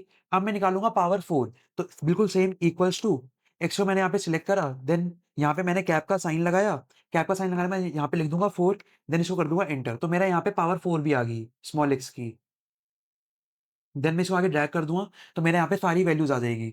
अब मुझे क्या, अगर मोमेंट्स के फॉर्मूला अगर आपको ध्यान हो, यहाँ पे तो मैंने लिख रखे हैं, पर पेपर में आपको याद होने चाहिए। जब आपका एग्ज़ाम चल रहा है तो आपको याद होने चाहिए कि मोमेंट 1 का फॉर्मूला क्या होता है? Sigma x divide by n. Moment 2 का क्या होता है? Sigma x square divide by n. Moment 3 का क्या होता है? Sigma x cube divide by n. Moment 4 का क्या होता है? सिग्मा एक्स की पावर 4 डिवाइड बाय एन। अब क्या है, मेरे को एन भी पता होना चाहिए और मुझे इसका सिग्मा, सिग्मा का क्या होता है? सिग्मा का मतलब होता है सम। तो मुझे सम भी पता होना चाहिए। तो सम सबसे पहले मैं इसमें सम निकाल लेता हूँ। अब ये देखो मेरे पास एक्स तो कैलकुलेट होके आ गया, एक्स स्क्वायर भी आ गया, एक्स क्यूब भी आ गया और एक्स की पावर 4 भी आ गई। अब मुझे इसका निकालना है सम, तो मैं सम के लिए क्या लगाऊंगा? बिल्कुल basic formula, equals to sum, bracket open. अब मैं अपने पूरे डाटा को सिलेक्ट कर लूंगा। डाटा को मैंने यहाँ पे सिलेक्ट कर लिया। देन करूँगा ब्रैकेट को क्लोज़, देन इसको कर दूँगा एंटर। तो देखो यहाँ पे मेरा यहाँ पे सम निकल के आ गया। अब मैं इसको आगे ड्रैग ऑन कर दूँगा। ड्रैग ऑन करने से मेरा इन 3 कॉलम्स का भी मेरा यहाँ पे सम निकल के आ गया। ठीक है? अब आगे आ जाओ। अब आगे सबसे पहले ये ध्यान दो, यहाँ पे आपका आंसर 0 आ रहा है। जिस बच्चे का अगर यहाँ पे आंसर 0 आ रहा है, तो मतलब उसने बिल्कुल सही आंसर करा है। अगर आपने अपने थ्योरी सब्जेक्ट में थोड़ा ध्यान दिया हो, आपके सब्जेक्ट में आपको क्या सिखाया जाता है? अगर आप x माइनस मीन की जितनी भी वैल्यूज़ होती है, उसका अगर आप सिग्मा करोगे, उसका आप सम करोगे, तो हमेशा आपकी जो आंसर होगा, वो आपका आंसर हमेशा 0 आएगा। ये आपसे वाइवा के अंदर पूछा जा सकता है कि सिग्मा x माइनस मीन क्या होता है? तो सिग्मा x माइनस मीन आपका हमेशा 0 होता है। ये आपको क्लियर हो गया? ठीक है। अब मुझे क्या निकालना है? n। n क्या होता है? काउंट। ये कितनी वैल्यूज़ है? मतलब ये 10 है, 20 है, 30 है, 40 है, 50 है, कितनी वैल्यूज़ है ये? अब काउंट कैसे निकालेंगे? देखो सिंपल सा है। मैंने यहाँ पे अपने डाटा को सिलेक्ट कर लूँगा। डाटा को सिलेक्ट कर लिया, डाटा को सिलेक्ट करने के बाद देखो यहाँ पे काउंट कितना आ रहा है? 34। तो मतलब मेरे यहाँ पे 34 वैल्यूज़ है। तो मेरा यहाँ पे n क्या हो गया? मेरा n यहाँ पे हो गया 34। इतना आपको क्लियर हो गया? अब मैं यहाँ पे अपनी एक-एक करके मूवमेंट्स को कैलकुलेट कर लूँगा। तो मैं क्या करूँगा? इक्वल्स टू, अब पहली मूवमेंट का फॉर्मूला क्या है? Sigma x divide by n। तो मैं क्या करूँगा? सिग्मा x डिवाइड कर दूँगा इसको 34 से, इसे एंटर कर दूँ, तो मेरा पहली मूवमेंट क्या आ गई? पहली मूवमेंट मेरी 0 आ गई। उसके बाद मूवमेंट नंबर 2। मूवमेंट 2 में क्या होगा? Sigma x square divide bye n। ये कैसे निकलेगा? इक्वल्स टू सिग्मा एक्सेल को सिलेक्ट करा, डिवाइड कर दिया इसको 34 से, एंटर कर दिया, तो मेरा यहाँ पे मोमेंट 2 भी निकल के आ गई। अब मोमेंट 3 में हमारा फॉर्मूला क्या है? Sigma x cube divide by n, तो equals to sigma x cube divide कर देंगे तो 34 से, एंटर कर देंगे, तो मेरा sigma x cube divide by n भी आ गया। मोमेंट 4 सिग्मा एक्स की पावर 4 डिवाइड बाय एन, तो equals to this cell divided by 34, enter कर दिया, तो मेरा यहाँ पे चारों मूवमेंट्स मेरी कैलकुलेट होके आ गई। अब मुझे निकालना है स्क्यूनेस। स्क्यूनेस का क्या फॉर्मूला होता है? Equals to SKEW। Skew, bracket को ओपन करा, ओपन करने के बाद मैं अपने डाटा को सिलेक्ट करूंगा। मैंने अपने डाटा को सिलेक्ट कर लिया, सिलेक्ट करने के बाद मैं ब्रैकेट को करूंगा क्लोज, देन कर दूंगा एंटर। तो देखो मेरा यहाँ पे स्क्यूनेस भी निकल के आ गया। मेरा यहाँ पे स्क्यूनेस आ गया। अब मैं निकालूंगा कर्टोसिस। कर्टोसिस कैसे निकलता है? उसका फॉर्मूला होता है KURT। तो इक्वल्स टू KURT, शिफ्ट लगा के मैंने ब्रैकेट को ओपन करा, ओपन करने के बाद अपने डाटा को सिलेक्ट करूंगा। डाटा को मैंने कर लिया यहाँ पे अपने सिलेक्ट, सिलेक्ट कर लिया, ब्रैकेट को करूंगा मैं यहाँ पे क्लोज, इसको कर दूंगा मैं एंटर। तो देखो मेरा यहाँ पे क्या आ गया? मेरा यहाँ पे कर्टोसिस भी निकल के आ गया। इतना आपको क्लियर हो गया? अब क्या होता है, अगर मुझे सेल के पीछे फॉर्मूला देखना है, तो देखो कर्टोसिस के पीछे क्या फॉर्मूला लगा हुआ है? ये फॉर्मूला लगा हुआ है। स्क्यूनेस के पीछे क्या फॉर्मूला लिखा हुआ है? ये फॉर्मूला लिखा हुआ है। ऐसे करके। तो आप सेल पे जब क्लिक करते हो, जब आपको फ़ॉर्मूला पता चलता है। अब मैं चाहता हूँ कि मुझे यहाँ पे एक्सेल शीट में मेरी फ़ॉर्मूला लिखा हुआ आ जाए सीधा डायरेक्ट डायरेक्ट कि मैंने क्या फ़ॉर्मूला लगाया है। तो इसका क्या अब ये फ़ॉर्मूला को जनरेट करने के लिए इसका क्या फ़ॉर्मूला होता है अलग से? इसका फ़ॉर्मूला होता है फ़ॉर्मूला टेक्स्ट। तो हम क्या करेंगे इक्वल्स टू फ़ॉर्मूला टेक्स्ट कि मतलब जो मेरा इस सेल के पीछे फ़ॉर्मूला लगा हुआ है, जो मेरे डिफरेंट डिफरेंट सेल्स के पीछे फ़ॉर्मूला लगा हुआ है, उसको तू मेरे को यहाँ पे लिख के दे दे। तो इसका मैं यहाँ पे क्या फ़ॉर्मूला लगा रहा हूँ? मैं फ़ॉर्मूला लगा रहा हूँ फ़ॉर्मूला टेक्स्ट वाला फ़ॉर्मूला। तो ब्रैकेट को करूँगा मैं ओपन, ओपन करने के बाद मैं यहाँ पे अपने सेल को सिलेक्ट करूँगा, ब्रैकेट को करूँगा क्लोज़, देन कर दूँगा एंटर। तो देखो, मेरा यहाँ पे मीन के पीछे मैंने ये वाला फ़ॉर्मूला लगाया था, तो वो वाला फ़ॉर्मूला मेरा सीधा यहाँ पे डायरेक्ट लिखा हुआ आ गया। अब मैं इसको आगे ड्रैग ऑन कर दूँगा। ड्रैग ऑन करने से मेरे यहाँ पे सारे सेल्स के मेरे यहाँ पे फ़ॉर्मूला आ जाएँगे। ठीक है? मेरे यहाँ पे सारे सेल्स के फ़ॉर्मूला आ गए कि मैंने किस सेल के पीछे क्या-क्या फ़ॉर्मूला लगा रखा है। इतना आपको क्लियर होगा? फ़ॉर्मूला टेक्स्ट से मैं सीधा डायरेक्ट अपने फ़ॉर्मूला को यहाँ पे डिस्प्ले कर सकता हूँ। यहाँ पे रिप्रेज़ेंट कर सकता हूँ, यहाँ पे शो कर सकता हूँ, यहाँ पे डिस्प्ले कर सकता हूँ। इतना आपको क्लियर हो गया? अब मैं आगे चलता हूँ अपने डिस्क्रिप्टिव चैट्स के ऊपर। डाटा एनालिसिस टूल की मदद से मुझे स्टूडेंट्स का कर्टोसिस निकालना है। बिल्कुल सेम प्रोसीजर है, वही हम कहाँ जाएँगे? हम डाटा पे जाएँगे, डाटा पे जाने के बाद डाटा एनालिसिस पे जाएँगे, अपने डिस्क्रिप्टिव चैट्स को सिलेक्ट करेंगे, इसको ओके करेंगे। ओके करने के बाद इनपुट रेंज में क्या करेंगे? इनपुट रेंज में हम अपना यहाँ पे डाटा को सिलेक्ट करेंगे। डाटा को मैंने सिलेक्ट कर लिया। डाटा को सिलेक्ट करने के बाद मुझे डाटा कैसे चाहिए? ग्रुप में चाहिए तो ग्रुप बाय कैसे होना चाहिए? कॉलम में। क्या मेरी फर्स्ट रो के अंदर लेबल है? नहीं, मैं तो फिर फर्स्ट रो के अंदर मैंने लेबल सिलेक्ट करा ही नहीं। मैं तो सीधा नंबर सिलेक्ट करा था। तो मेरी फर्स्ट रो में लेबल नहीं तो मैं इसको अनटिक ही रहने दूँगा। उसके बाद मैं क्या करूँगा? आउटपुट रेंज मेरी क्या होनी चाहिए? आउटपुट रेंज मेरी ये होनी चाहिए। मेरा ये वाला सेल हो ये मेरा ये वाला सेल आ गया। उसके बाद समरी चैट्स को ऑन कर लूँगा, kth लार्जेस्ट को ऑन कर लूँगा और kth स्मॉलेस्ट को ऑन कर लूँगा। तो मेरा यहाँ पे पूरे सारे बॉक्स सिलेक्ट हो गए। अब मैं इसको कर दूँगा ओके। ओके करने के बाद क्या होगा? मेरा यहाँ पे डाटा एनालिसिस बन के आ जाएगा। अब ये देखो, अब यहाँ पे देखो सबसे पहले आप ध्यान दो, स्क्यूनेस जो आपने इसका डाटा एनालिसिस क्या कहता है? स्क्यूनेस आपका क्या आता है? माइनस का 0.003 आपने क्या निकाला है? वही माइनस का 0.003 तो मतलब आपने सही निकाला है बिल्कुल। कर्टोसिस क्या है? कर्टोसिस में आपका -1.52 तो यहाँ पे भी आ रहा है -1.52 तो बिल्कुल आपने सही निकाला है। इतना आपको क्लियर हो गया? अब आ जाओ कि अगर आपसे एग्ज़ामिनर पूछे कि बताओ स्क्यूनेस होती क्या है? तो स आप क्या बताओगे? स्क्यूनेस डाटा की एक डाटा का डिस्ट्रीब्यूशन की सिमेट्री के बताता है कि skewness is the symmetry of data distribution. Data हमारा कितना डिस्ट्रीब्यूटेड है सिमेट्रिकली तो उसने उसका वो बताता है, उसको स्क्यूनेस कहते हैं हम। डाटा कितना सिमेट्रिकली डिस्ट्रीब्यूटेड है वो हमारा स्क्यूनेस कहलाता है। अब क्या है इसका एनालिसिस कैसे करते हैं? अगर हमारा जो स्क्यूनेस की वैल्यू है, वो ग्रेटर देन 0 है, तो मतलब वो पॉजिटिव स्क्यूनेस है। उसको हम क्या कहते हैं? वो राइट स्क्यूड है। उसको क्या कहते हैं? उसको उसकी जो टेल होती है, वो राइट में होती है। सिमिलरली अगर हमारा जो स्क्यूनेस की वैल्यू है, वो हमारी लेस देन 0 है, मतलब उसको क्या कहेंगे? वो हमारा नेगेटिव स्क्यूनेस है। वो लेफ्ट स्क्यूड है और जो उसकी जो टेल है, वो लेफ्ट की साइड है। इतना आपको क्लियर हो गया? अब स्क्यूनेस की अगर वैल्यू 0 है, तो हम क्या कहेंगे कि जो हमारा डाटा है, वो सिमेट्रिकली डिस्ट्रीब्यूटेड है। सिमेट्रिकली डिस्ट्रीब्यूशन हमारा डाटा है। सिमिलरली अगर आप यहाँ यहाँ पे ध्यान दो, आपका कर्टोसिस क्या कहलाता है? अगर आपसे पूछे कर्टोसिस क्या होता है वाइवा के अंदर, तो आप क्या बताओगे कि कर्टोसिस पीकनेस ऑफ डिस्ट्रीब्यूशन होता है। मेरा जो डिस्ट्रीब्यूशन है वो कितना पीकनेस है, ये देखो यहाँ पे ज़्यादा पीक है, यहाँ पे कम पीक है और यहाँ पे बिल्कुल फ्लैटर सा ही है, ऐसे करके। तो कर्टोसिस मेरी पीकनेस को मेज़र करता है। अब क्या है कर्टोसिस का एनालिसिस कैसे करता है? अगर मेरी कर्टोसिस की वैल्यू 3 से ज़्यादा है, तो क्या होगा? जो मेरे डाटा की शार्प पीक होगी और डाटा मेरा क्या कहलाएगा? लेप्टोकर्टिक मेरा डाटा कहलाएगा। अगर मेरा जो कर्टोसिस है, वो लेस देन 3 है, तो प्लैटिकर्टिक कहलाता है और जो डाटा होगा वो मेरा फ्लैट कहलाएगा। अगर जो मेरा कर्टोसिस है वो 3 के इक्वल्स टू है, तो वो मेरा क्या कहलाएगा? वो मेरा मेसोकर्टिक कहलाएगा और उसका जो डिस्ट्रीब्यूशन है वो नॉर्मल डिस्ट्रीब्यूशन मेरा वो डाटा कहलाएगा। ठीक है? इतना आपको क्लियर हो गया? अब हम यहाँ पे एनालाइज़ करते हैं। जहाँ आपका स्क्यूनेस है वो माइनस का 0.003 है। अब ये देखो, अब वो लेस देन 0 हुआ ना, माइनस का 0.003 आपका लेस देन 0 हुआ, तो आपका क्या हुआ? ये आपका नेगेटिव स्क्यूनेस हुआ। ये आपका ये आपका नेगेटिव स्क्यूनेस हुआ। इतना आपको क्लियर हो गया? अब आपका कर्टोसिस जो है वो आपका है -1.5 कर्टोसिस है आपका -1.5 तो ये देखो, यहाँ पे आपका कर्टोसिस -1.5 किस वाले केस के अंदर लाई करेगा? ये वाला आपका इस वाले केस के अंदर लाई करेगा कि आपका प्लैटिकर्टिक होगा, 3 से लेस है ना, -1.5 3 से लेस हुआ ना, ठीक है? इतना आपको क्लियर हो गया? 3 से लेस हुआ -1.5 तो आपका जो डाटा फ्लैट है और आपका जो कर्टोसिस है वो प्लैटिकर्टिक कहलाएगा। तो यहाँ पे क्या कहलाएगा? प्लैटिकर्टिक कहलाएगा। ठीक है, इतना आपको क्लियर हो गया? तो हमने इसके अंदर करा क्या? हमने अपने सबसे पहले इसके अंदर मोमेंट्स को कैलकुलेट करा, मोमेंट्स के ये वाले फॉर्मूला दे रखे हैं। मोमेंट्स को कैलकुलेट करने के लिए हमें स्मॉल एक्स चाहिए होता है और स्मॉल एक्स कैसे कैलकुलेट होता है? स्मॉल एक्स हमारे इस वाले फॉर्मूला से कैलकुलेट होता है और इस वाले फॉर्मूला के अंदर हमें मीन चाहिए, तो सबसे पहले हमने अपने डाटा में मीन निकाला। हमने मीन निकाली एवरेज फॉर्मूला से, हमने स्क्यूनेस निकाली, हमने कर्टोसिस निकाली, हमने सारी मोमेंट्स को कैलकुलेट कर लिया। उसके बाद हमने क्या सीखा? उसके बाद हमने ये देखा कि हमारी जो टोटल वैल्यूज़ है उसको कैसे दिखाते हैं, यहाँ पे नीचे सम यहाँ पे नीचे काउंट आ जाता है, तो उस काउंट की वजह से हम यहाँ पे निकाल सकते हैं। उसके बाद यहाँ पे हमने इन सबका सम कर दिया। अब क्या होता है, सिग्मा एक्स माइनस मीन हमेशा हमारा 0 होता है, ये हमने सीख लिया था। उसके हमने डाटा एनालिसिस टूल की मदद से हमने अपना यहाँ पे एनालिसिस कर लिया, इसका पूरा फ्यूनेस कर्टोसिस निकाल लिया। उसके बाद हमने इसका एनालिसिस देख लिया कि फ्यूनेस को क्या कहते हैं, कर्टोसिस को क्या कहते हैं, और इसको एनालाइज़ कैसे करते हैं कि अगर ग्रेटर देन 0 है, लेस देन 0 है और या इक्वल टू 0 है, या कर्टोसिस के अंदर ग्रेटर देन 3 है, लेस देन 3 है या इक्वल टू 3 है, तो क्या-क्या कैसे क्या-क्या कैसे करके उसको एनालाइज़ करेंगे। ठीक है? अब करते हैं क्वेश्चन। देखो, अब हम आगे क्वेश्चन के ऊपर। अब इस क्वेश्चन हमें क्या कहता है? Generate a table of 10 rows and 10 columns of 100 random numbers between 1 to 500 using an excel function and also give data analysis. मुझे इसका डाटा एनालिसिस देना है, मतलब कि मुझे अब mean, median, mode, standard deviation, kurtosis, ट्यूनेस, मैक्सिमम वैल्यू, मिनिमम वैल्यू ये सब निकालनी है। ठीक है? ये मेरे क्वेश्चन के अंदर गिवन है। अब मैं क्या करूँगा, मेरे को रैंडम नंबर जनरेट करना है, तो रैंडम नंबर मैं कैसे जनरेट करूँगा? मैं जनरेट करूँगा अपने रैंड बिटवीन के फॉर्मूला से। तो मैं क्या करूँगा? Equals to rand between, bracket open, bottom value क्या होगी मेरी 1 होगी, कॉमा लगाया, टॉप वैल्यू मेरी 500 होगी, ब्रैकेट को करा मैंने यहाँ पे क्लोज़, इसको कर दिया मैंने यहाँ पे एंटर। तो मेरी यहाँ पे रैंडम वैल्यू कोई भी एक आ गई। अब मैं क्या करूँगा, मैं इसको सबसे पहले 10 रोज़ तक इसको आगे ड्रैग ऑन करूँगा। मैंने 10 रोज़ को ड्रैग ऑन कर लिया। अब मैं क्या करूँगा, ये पूरा सिलेक्ट हो रखा है। अब मैं यहाँ पे आऊँगा बिल्कुल राइट बॉटम पे। अब मैं इसको आगे सिलेक्ट कर दूँगा 10 कॉलम्स तक। ठीक है? ये आपने 10 कॉलम सिलेक्ट कर लिया। अब आपको चेक करना है कि आपके जो नंबर्स है ये 100 है या नहीं है। कोई कम ज़्यादा तो नहीं है, तो आप कैसे सिलेक्ट करोगे? आप ये पूरे डाटा को सिलेक्ट कर लो।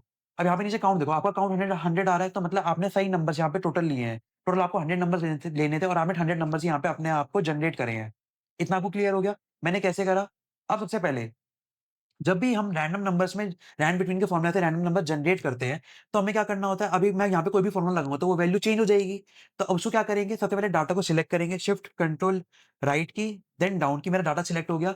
मैं इसको क्या करूँगा, कंट्रोल सी से कॉपी कर लूँगा, देन जाऊँगा होम पे, होम पे जाने के बाद मैंने वाला सेल सिलेक्ट करा, देन पेस्ट वैल्यूज़ कर दूँगा। अब मेरी यहाँ पे डाटा की वैल्यू सारी पेस्ट हो गई, अब ये चेंज नहीं होएगी। जब मैं कोई भी फॉर्मूला लगाऊँगा तो ये चेंज नहीं होएगी बिल्कुल भी। इतना आपको क्लियर हो गया? ये बिल्कुल बेसिक है। हमने पहले लेक्चर के अंदर देख ही लिया था कि कैसे अपने रैंड बिटवीन के फॉर्मूला से हमें अपने डाटा को जनरेट करना है। हमने अपना पूरा डाटा यहाँ पे जनरेट कर लिया, ये आपको समझ में आ गया। अब हम निकालेंगे इसके अलग-अलग फॉर्मूला से मीन, मीडियन, मोड वगैरह।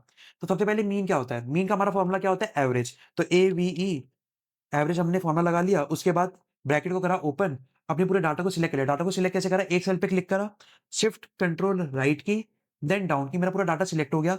शिफ्ट से ब्रैकेट मैंने क्लोज़ कर दिया और एंटर कर दिया, तो मेरा यहाँ पे मीन निकल के आ गया। अब मीन कैसे आप वेरीफाई करोगे? इस पूरे डाटा को सिलेक्ट करो। देखो यहाँ पे एवरेज क्या आ रहा है 247.65, यहाँ पे भी मीन क्या आ रहा है 247.65, तो मतलब आपने बिल्कुल सही निकाला है। अब आ जाओ मीडियन के ऊपर, इक्वल्स टू मीडियन का क्या फॉर्मूला होता है? मीडियन। मीडियन का मैंने फॉर्मूला लगा दिया, ब्रैकेट को करा ओपन, देन मैं अपने डाटा को सिलेक्ट करूँगा। शिफ्ट कंट्रोल राइट की, देन डाउन की, मेरा डाटा सिलेक्ट हो गया, देन ब्रैकेट को करूँगा क्लोज़, देन मैं कर दूँगा एंटर, तो मेरे यहाँ पे मीडियन आ गया।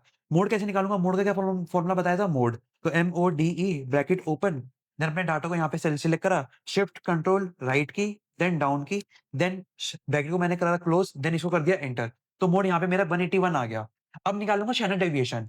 यहाँ पे मुझे ये नहीं बोला कि मुझे सैंपल का स्टैंडर्ड डेविएशन निकालना है या मुझे पॉपुलेशन का स्टैंडर्ड डेविएशन निकालना है, मुझे नॉर्मल स्टैंडर्ड डेविएशन निकालना है। तो इसका क्या फ़ॉर्मूला होता है? इक्वल्स टू STDEV, ये मेरा फ़ॉर्मूला हो गया। ये देखो, यहाँ पे आपका ये वाला फ़ॉर्मूला लगाना है STDEV वाला। ये हमने सिलेक्ट कर लिया। उसके बाद यहाँ पे आप पूरे डाटा को फिर से सिलेक्ट करोगे। शिफ्ट कंट्रोल राइट की, देन डाउन की, देन ब्रैकेट को रख मैंने क्लोज़, देन इसको कर दिया एंटर, तो मेरे यहाँ पे स्टैंडर्ड डेविएशन आ गया। उसके बाद कर्टोसिस निकालना है। कर्टोसिस का फ़ॉर्मूला क्या होता है? KURT, तो equal to KURT bracket open, then मैं नीचे डाटा को सिलेक्ट करूँगा, shift control right key, down key, data select हो गया, ब्रैकेट को करूँगा क्लोज़, देन इसको कर दूँगा एंटर, तो मेरे यहाँ पे कर्टोसिस भी निकल के आ गया। उसके बाद मुझे निकालना है स्क्यूनेस, तो equals to SKEW bracket open, then यहाँ पे मैं अपने डाटा को सिलेक्ट कर लूँगा, सिलेक्ट करने के बाद ब्रैकेट को करूँगा क्लोज़, देन एंटर कर दूँगा, तो मेरे यहाँ पे स्क्यूनेस भी निकल के आ गया। अब मुझे निकालनी है मैक्सिमम वैल्यू। मैक्सिमम वैल्यू का फॉर्मूला क्या होता है? मैंने सिखाया था, equals to MAX। Max formula होता है, ब्रैकेट को करा ओपन, देन अपने पूरे डाटा को सिलेक्ट करा, ब्रैकेट को करा क्लोज़, देन इसको कर दिया एंटर। तो इस पूरे डाटा के अंदर ये देखो, ये माइनस में आ रहा है, कुछ गलती करी होगी हमने। देखो, हमने यहाँ पे माइनस लगा दिया था गलती से, ये माइनस में आ रहा है, तो मैं इसको हटा दूँगा और फिर से करूँगा एंटर। तो मेरे इस पूरे डाटा के अंदर मेरी मैक्सिमम वैल्यू क्या चल रही है? मेरी मैक्सिमम वैल्यू चल रही है 497। इतना आपको क्लियर हो गया? अब निकालेंगे मिनिमम वैल्यू। मिनिमम वैल्यू कैसे निकालेंगे? Equals to MIN bracket open, then मैं डाटा को सिलेक्ट करूँगा, सिलेक्ट कर लिया, देन ब्रैकेट को करूँगा क्लोज़, देन इसको कर दूँगा एंटर। तो मेरी मिनिमम वैल्यू इस पूरे डाटा के अंदर 3 चल रही है। अब इतना आपको क्लियर हो गया? मैंने आपको इसके ऊपर क्वेश्चन भी करा दिया। सिमिलर क्वेश्चन आपके एग्ज़ाम में आएगा कि आप रैंडम नंबर से डाटा को जनरेट करो या आपको ऑलरेडी डाटा जनरेट करके दिया हुआ होगा। आपको डिफरेंट-डिफरेंट यहाँ पे चीज़ें कैलकुलेट करनी होगी। जैसे मीन कैलकुलेट करना होगा, मीडियन कैलकुलेट करना होगा, मोड कैलकुलेट करना होगा, kurtosis, skewness, maximum value, minimum value, standard deviation, coefficient of variance, ऐसी-ऐसी चीज़ें कैलकुलेट करनी होगी। ठीक है? तो मैंने यहाँ यहाँ तक आपको करा दिया।